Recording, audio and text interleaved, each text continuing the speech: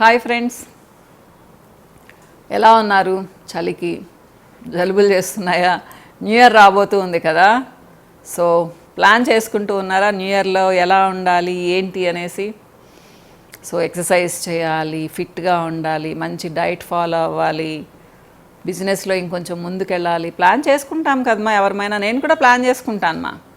చిన్న చిన్నగా అడుగులు వేస్తుంటాను అటువైపుకి, పెద్ద పెద్ద ప్లాన్లు కాదు, నేను చేసుకునేవి చేస్తూ ఉంటాను. సో అనుకోకండి ఏంటి ఇదేదో సోది చెప్తూ ఉన్నారని. ఇది కాదు మన టాపిక్. మీరు ఆనందంగా ఉండాలి అంటే ప్రపంచంలో అందమైన వాళ్ళని ఎంచుకోవద్దు, ప్రపంచాన్ని అందంగా మార్చే వాళ్ళని ఎంచుకోండి. అర్థమైంది అనుకుంటాను. మీరు ఆనందంగా సంతోషంగా ఉండాలి అంటే ప్రపంచంలో అందంగా ఉండే వాళ్ళని ఎంచుకోవాల్సిన అవసరం లేదు. కానీ మీ ప్రపంచాన్ని అందంగా మార్చేవాళ్ళు కొంతమంది ఉంటారు, అలాంటి వాళ్ళని ఎంచుకోండి. ఇది జీవిత భాగస్వామి విషయంలోనే కాదమ్మా, మీ పక్కన మీ ఫ్రెండ్స్ విషయంలో కానివ్వండి,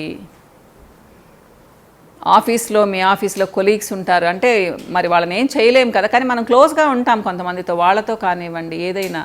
కానీ మన కళ్ళు ఏం చేస్తాయి అంటే, మనందరి కళ్ళుమ్మా కదా, నేను కూడా దానికి ఇదేం కాదు. ఎంత తెలిసినా కానీ ఎవరమైనా కానీ అందంగా ఉంటే అట్రాక్ట్ అవుతాము. అది ఏదైనా కానివ్వండి, ఒక పువ్వు కానివ్వండి, ఒక సోఫా సెట్ కానివ్వండి, ఒక ఫోన్ కానివ్వండి, ఒక అమ్మాయి అయినా అబ్బాయి అయినా చిన్న పిల్లలైనా, ఒక డ్రెస్ అయినా, ఒక నగ అయినా, ఏదైనా అందంగా ఉంటే కళ్ళకు అట్రాక్షన్, ఆకర్షిస్తుంది. అది తప్పేం కాదు, చూడొచ్చు. మీరు సాయిబాబా పారాయణం చేస్తుంటే దాంట్లో కూడా సాయిబాబా కూడా చెప్తారు. సో ఒకసారి ఆయన శిష్యుడు మామూలుగా ఉంటారు కదమ్మా, అంతా సత్సంగాలలో ఉంటారు కదా. సో బాబా గారు ఉన్నప్పుడు ఒక చాలా అందమైన ఒక ఆవిడ వస్తుందన్నమాట.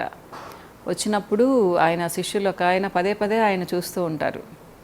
అంటే పేరు చెప్పనులేండి, మీరు చదువుకోండి. చూస్తూ ఉంటే కానీ మళ్ళీ గిల్టీగా ఫీల్ అవుతూ ఉంటారనమాట, ఏంటిది నా కళ్ళు ఇలా చూస్తున్నాయని చెప్పేసి. సో ఆయన దగ్గరికి పిలుస్తారనమాట సాయిబాబా. దగ్గరికి పిలిచి, ఎందుకు నువ్వు అంత శ్రమ పడుతూ ఉన్నావు? నీ కళ్ళు అందంగా ఉండే వాటిని చూస్తే చూడనివ్వు, దాన్ని నీ మనసు వరకు రానీకు అంటారనమాట. సో అలా ఎందుకు అంటే మనం అవాయిడ్ చేయలేము. అందంగా ఉన్నప్పుడు ఆటోమేటిక్గా కళ్ళు వెళ్ళిపోతాయి కదా. కానీ మనం ఏం చేసినా చూడండి, అందంగా ఉండడానికే చేస్తాము. మన ఇంట్లో మనం ఒక సోఫా సెట్ కొనుక్కున్నా, ఇల్లును సెట్ చేసుకున్నా, కిచెన్ కానివ్వండి, బెడ్రూమ్ కానివ్వండి, ఏదైనా అందంగా ఉండడానికి ట్రై చేస్తాము కదా. ఎందుకంటే అందంగా ఉంటే ఆహ్లాదంగా ఉంటుంది కళ్ళకు. కానీ మనుషుల విషయంలో ఇది వర్తించదుమా. ఒక అమ్మాయి కానీ అబ్బాయి కానీ అందం విషయంలో మోసపోయి పెళ్లి చేసుకున్నారనుకోండి, మోసపోయి అంటున్నాను ఎందుకంటే అందమైన వాళ్ళకి అందమైన మనసు ఉంటుందని ఏం లేదు కదా, గ్యారంటీ ఇవ్వలేము దానికి. ఇప్పుడు అమ్మాయి విషయం అనుకుందాం. ఒక అబ్బాయి అమ్మాయిని చూసి టక్మని పెళ్లి చేసేసుకుంటాడు, భలే అందంగా ఉంది, మిస్ యూనివర్స్ లాగా ఉంది అని చెప్పేసి. పెళ్లి చేసుకొని ఇంటికి వచ్చిన తర్వాత ఆ అమ్మాయికి ఏమీ చేత కాదు, కనీసం కాఫీ పెట్టడం కూడా రాదు, ఇంట్లో ఒక్క పని రాదు, కూర్చున్న చోటు నుంచి కదలదు, అన్నీ వేరే వాళ్ళు చేయాలని ఎక్స్పెక్ట్ చేస్తుంది, ప్లస్ అడ్జస్ట్ అయ్యే మెంటాలిటీ ఉండదు. కరెక్ట్గా 1 వీక్కి ఆ అందం చాలా అసహ్యంగా కనిపిస్తుంది. మా అమ్మాయి అందంగా కనిపించదు, చాలా వికారంగా కనిపిస్తుంది.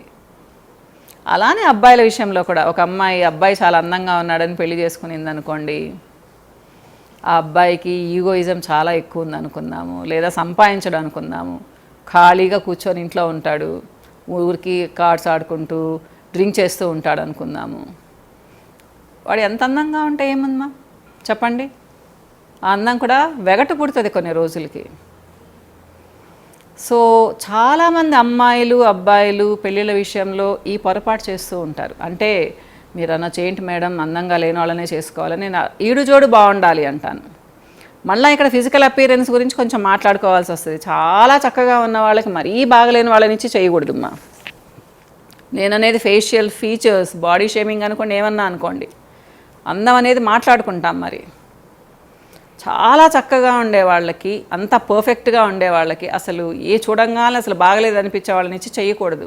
భయంకరమైన ఇన్ఫీరియారిటీ కాంప్లెక్స్ ఉంటుంది వాళ్ళకి కానివ్వండి, వీళ్ళకి కానివ్వండి, ఎవరైనా కానివ్వండి. అది కూడా చాలా పెద్ద ప్రాబ్లము. సో అందంగా ఉండే వాళ్ళని ఎంచుకోవద్దు అంటే ఇదే.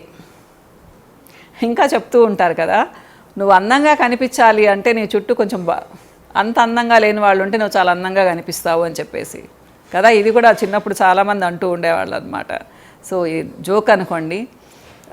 ఇంకా ఏంటి అంటే మీ ప్రపంచాన్ని అందంగా మార్చే వాళ్ళని సెలెక్ట్ చేసుకోండి, అంతే కదా. కొంతమందితో ఉన్నప్పుడు మనల్ని మనం మర్చిపోతామా, వాళ్ళ ప్రజెన్స్ మనకు చాలా హాయిగా ఉంటుంది. సో అంతా పాజిటివ్ వైబ్రేషన్స్ ఉంటాయి, అంతా పాజిటివ్నెస్ ఉంటుంది, ఎక్కడ ఒక చెడు మాట ఉండదు, గాసిప్స్ ఉండవు, మంచి మంచి విషయాలు మాట్లాడుతూ ఉంటారు, మోటివేట్ చేస్తూ ఉంటారు, లేదా చక్కగా మన చెవులకి ఇంపుగా మాట్లాడుతూ ఉంటారు. సో కొంతమంది మనకు చాలా నచ్చుతారు. వాళ్ళు ఏం అందంగా ఉండాల్సిన అవసరం లేదు, వాళ్ళు ఎలా ఉన్నా ఎంత ఏజ్ ఉన్నా, అది చిన్నపిల్లలు కానివ్వండి, యంగ్స్టర్స్ కానివ్వండి, పెద్దవాళ్ళు కానివ్వండి. యంగ్స్టర్స్ అంటే ఎందుకంటున్నానంటే జనరల్గా యంగ్ ఏజ్లో ఉన్నప్పుడు మాట్లాడుతూ ఉంటే ఎవరైనా కానీ అట్రాక్ట్ అవుతారు. ఆ యూత్నెస్ అనేది అది అట్రాక్ట్ చేస్తుందమ్మా. కానీ ఒక ఏజ్ వచ్చిన తర్వాత మంచి మాటలు మాట్లాడే వాళ్ళ చుట్టూ కూడా చాలామందే ఉంటారు కదా. సో ఎప్పుడైతే మన మాట తీరు బాగుంటుందో మనం ఆటోమేటిక్గా చక్కగా కనిపిస్తాం. అందంగా అనే విషయం నేను చెప్పాను, కానీ చాలా నచ్చుతాం అవతల వాళ్ళకి. ఈ చిన్న విషయం మర్చిపోతూ ఉంటారు చాలామంది. ఎలా పడితే అలా మాట్లాడతారు, కొక్కిరి మాట్లాడతారు, అలా మాట్లాడతారు, అంటే కామెంట్ చేస్తారు, నెగిటివ్గా మాట్లాడతారు. ఏంటి నీ డ్రెస్ అలా ఉంది, ఏంటి ఈ ఓల్డ్ స్టైల్ ఏంటి. పాపం చాలామంది అమ్మాయిలు అంటూ ఉంటారు ఇప్పటికి కూడా, మేడం నేను ఎలా డ్రెస్ చేసుకున్నా కానీ మా వారికి నచ్చను అనేసి. అంటే ఈ అమ్మాయి ఎలా వేసుకున్నా ఇంకా నచ్చదు, అది కూడా యాక్సెప్ట్ చేయాలి. మరి అమ్మాయిలు కొంతమంది హస్బెండ్స్కి మీరు ఎలా ఉన్నా నచ్చరమ్మా, బయట వాళ్ళే నచ్చుతారు.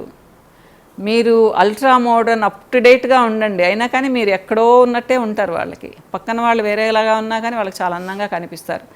ఇది యాక్సెప్ట్ చేయాలి. ఇంకా మీరు జీవితంలో మెప్పించలేరు. అప్పటికీ టిప్స్ చెప్తూ ఉంటాను. అంటే అంటారు మేడం అట్రాక్షన్ అవసరమా అంటారు. ఫిజికల్ అపీరెన్స్ అనేది ఈ రోజుల్లో చాలా ముఖ్యమైపోయింది. మా ఫ్యామిలీ రిలేషన్ బాగుండాలి అంటే కూడా అవసరమైపోయింది. లేకపోతే అత్తగారు కామెంట్ చేస్తారు, ఆడబడుచులు కామెంట్ చేస్తారు, తోడికోడళ్లతో కంపారిజన్ వస్తుంది, ఇలా అన్నమాట. ఏదేమైనా మనకున్నంతలో నీట్గా రెడీ అవ్వాలి. కానీ ఇక్కడ మనం మాట్లాడుకునేది అది కాదు కదమ్మా. సో కొంతమంది చూడ్డానికి వేరేగా ఉన్నా కానీ వాళ్ళతో ఉంటే మనకు చాలా హాయిగా అనిపిస్తుంది మా. ఎంతంటే మనకు అసలు టైం తెలీదు. ఇంకా వాళ్ళు వస్తే బాగుండు, కూర్చుంటే బాగుండు అనిపిస్తుంది. వాళ్ళని కలుద్దామంటే ఇంకా ఇంకా ఇష్టంగా అనిపిస్తూ ఉంటుంది అన్నమాట. కానీ కొంతమందిని చూడండి, వస్తూ ఉంటే భలే అందంగా వస్తారు, చక్కగా రెడీ అయిపోయి మంచి డ్రెస్ వేసుకొని జ్యువెలరీ బ్రాండెడ్ వేసుకొని వస్తూ ఉంటారు. వాళ్ళు వస్తే అటు వెళ్ళిపోవాలనిపిస్తూ ఉంటుంది పక్కకి. అబ్బాయి ఎందుకు అబ్బాయి వీళ్ళతో తలకాయ నొప్పి అని చెప్పేసి అన్నమాట.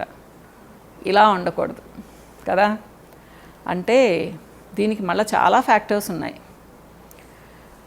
మీరు అనొచ్చు మేడం ఎదుటి వాళ్ళతో ఏమంత సాఫ్ట్గా అంత ఇదిగా ఎందుకు మాట్లాడాలి, మనకు మనం ఉండొచ్చు కదా అని. మనిషి సంఘజీవి, సోషల్ యానిమల్ అని అనుకుంటూనే ఉంటాం కదా. ఎప్పుడు మనం ఇంటర్నల్గా అందరితో బాగుండాలని అనుకుంటూనే ఉంటామా. ఇది మనకు బేసిక్గా ఉండే ఒక కోరిక. ఇది ఏ మనిషికి కాదు. మరి వాళ్ళు ఏదన్నా కొంచెం మెంటల్గా అంటే ఇల్ హెల్త్ ఉంటే తప్పితే అందరి మనుషులతో బాగుండాలి, అందరూ నన్ను పొగడాలి అని అనుకుంటూనే ఉంటామన్నమాట. కాబట్టి నేనేం చెప్తానంటే మీరు అందంగా ఉన్నారా లేదా అనేది తర్వాత విషయం.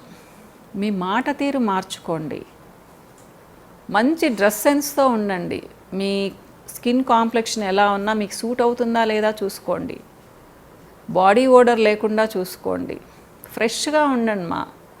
మేమైతే 2 పూట్ల స్నానాలు చేస్తాం ఇప్పుడు జనరేషన్కి. మరి 2 రోజులకు ఒకసారి స్నానం చేస్తూ ఉన్నారు. స్నానం అంటే గుర్తొచ్చింది, తల స్నానం. ఇప్పటికి కూడా చాలామంది వీక్లీ వన్సే తల స్నానం చేస్తున్నారు. ఇప్పుడు ఉండే పొల్యూషన్కి మీరు వీక్లీ వన్స్ తల స్నానం చేస్తే అస్సలు బాగుండదు మా. గుర్తుపెట్టుకోండి, డాండ్రఫ్ ఉంటుంది, డాండ్రఫ్ ఉంటే పింపుల్స్ వస్తాయి, పింపుల్స్ వస్తే స్కిన్ పాడైపోతుంది, ఇలా అన్నమాట. అన్నీ ఇంటర్ రిలేటెడ్. సో మీరు చక్కగా కనిపించాలి అంటే మీ మాట తీరు ఫస్ట్ చాలా బాగుండాలి మా. బ్యాలెన్స్డ్ డైట్ తీసుకోండి, ఉదయాన్నే కొంచెం నిద్ర లేవడానికి ట్రై చేయండి, కనీసం 6 to 8 hours స్లీప్ ఉండేలా చూసుకోండి, స్కిన్ అండ్ హెయిర్ నీట్గా పెట్టుకోండి, ఐరన్ చేసిన బట్టలు వేసుకోండి, నవ్వుతూ ఉండండి. అన్నిటికంటే ఇది మిమ్మల్ని చాలా అందంగా ఉంచుతుంది. మీరు నవ్వుతూ ఉంటే మీ కళ్ళు కూడా నవ్వుతూ ఉంటాయి. మా ఫ్రెండ్లీ నేచర్ మీకు ఎదుటి వాళ్ళకి కనిపిస్తుంది. మీ ఫ్రెండ్లీ నేచర్ ఎలా అంటారేమో, ప్రాక్టీస్ చేయండి మా. అద్దం ముందు కూర్చొని ప్రాక్టీస్ చేయండి. ఎప్పుడు స్మైల్ చేసే వాళ్ళ చుట్టూ చాలామంది ఉంటారు. ఫస్ట్ వాళ్ళతోనే ఫ్రెండ్షిప్ చేయాలని చూస్తారు. కాబట్టి ముచ్చుమొహాలు వేసుకొని ఉండకండి ఎవరు కూడా. ఓకేనా? ఇంకా చాలా విషయాలు ఉన్నాయి కానీ చాలా టైం అయిపోయింది మా. సో అందమైన వాళ్ళని సెలెక్ట్ చేసుకోవద్దు, మీ ప్రపంచాన్ని అందంగా మార్చే వాళ్ళని సెలెక్ట్ చేసుకోండి.